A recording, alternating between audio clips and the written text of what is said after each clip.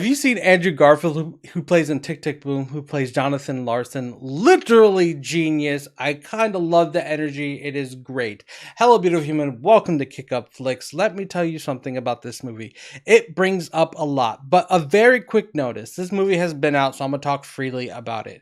It came out last year in 2021, and I love it. Every single second of it. The energy, the amount of storytelling in it is so great, especially the topics that are definitely important to anybody going into their 30s. What this story is about is a man named Jonathan Larson who's going into his 30s, and he is a theater composer.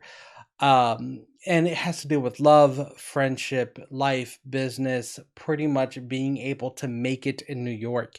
And it gives you all that and a little bit more. Now, understand, if you're not used to theater, this is going to be a high energy movie, just the way theater is. Theater folk, especially musical theater folk, are very high energy because they have to be when they do promote a show. Because if you think about it, if you're singing, you're dancing, you're telling a story on stage, you have to keep that energy up for 1 to 2 hours. And it could be very exhausting. But this movie, there's tons of different dances and musicals and so much facial expressions, big expressions, because that's what the stage does represent.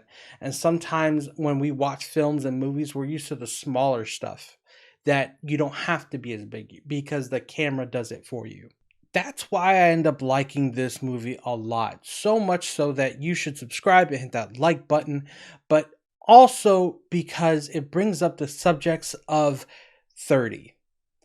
When you reach 30, are you going to have the time you need? And that falls in reality, plus also in the film industry. I don't know if you know this, but when it comes to the film industry and you're hitting about 30 years old, you're kind of old, and that's just the way they see it. Oh, okay, you're old, that you're done. You could spend your whole entire life acting. If you haven't made it by the age of 30 to the big screen and you're 30 years old, guess what? It doesn't matter if you spend $5,000-$6,000 a year on professional classes and you might be very talented.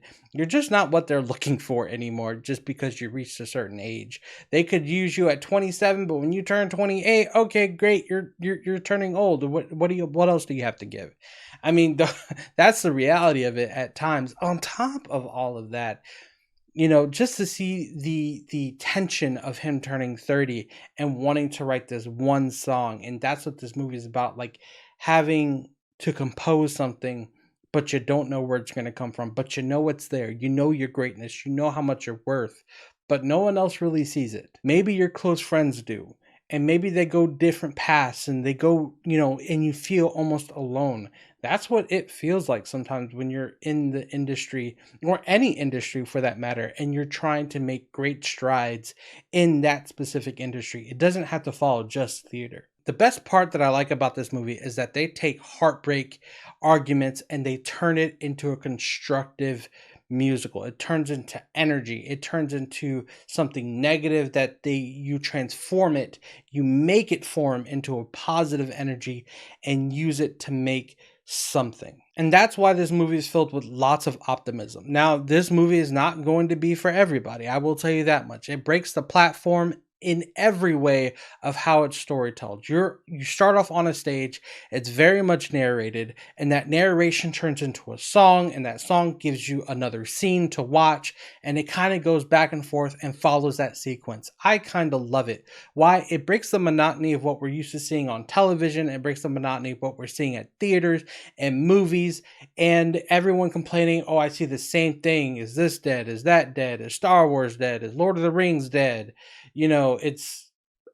It's not boring, and that's the great part about this movie. And it's so hard to explain without you watching it, but there's like this certain energy, and then the subjects that they bring out that did happen in the 90s about HIV, and the repercussions of it, and the medical and how people were treated back then. They kind of touch that subject in a very delicate but yet visible way, and it brings the fears that people had then and possibly even now. But should you watch it, I definitely say so. Give it a chance. It is a pretty decently long movie, but guess what? It's going to be enjoyable. You're going to enjoy the music and the dancing scenes, and pretty much like the musicals are just so great. And I didn't know Andrew Garfield could sing like that. I really did love his singing. It was kind of fantastic. And I'm kind of sad that I waited so long to see it. But either way, now that it's done, man, I can't wait to potentially watch it again in like a year and see if I have any future or more thoughts about it. But if you did see it, let me know down in the comments.